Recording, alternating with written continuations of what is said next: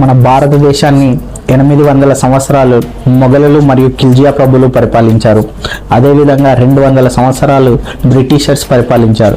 మొత్తం మీద 1000 సంవత్సరాలకి పైగా భారతదేశాన్ని ఇతర మతస్థులు పరిపాలించిన ఇప్పటికీ భారతదేశం ఒక హిందూ దేశంగా ఉందంటే దానికి ముఖ్య కారణం ఛత్రపతి శివాజీ మహారాజ్. ఔరంగజేబు అనే ఒక దుష్టుడిని మన చరిత్ర ఒక గొప్ప రాజుగా చూపించింది. అసలు ఔరంగజేబు భారతదేశంలో ఉన్న ప్రతి హిందూ దేవాలయాన్ని కూల్చండి, ప్రతి హిందూని ఇస్లాంలోకి కన్వర్ట్ చేయండి, లేదంటే చంపేయండి అనే ఒక ఆదేశాన్ని ఇచ్చాడు. అప్పుడు ఛత్రపతి శివాజీ మహారాజ్ ఆ ఔరంగజేబుతో చేసిన ప్రతి యుద్ధం గెలిచి భారతదేశంలో ఉన్న హిందువులని హిందుత్వంలోనే ఉండేలా చేశాడు. ఒకవేళ గనక ఛత్రపతి శివాజీ మహారాజ్ ఔరంగజేబుతో పోరాడి ఉండకపోతే భారతదేశం ఒక ఇస్లామిక్ దేశంగా ఉండేది.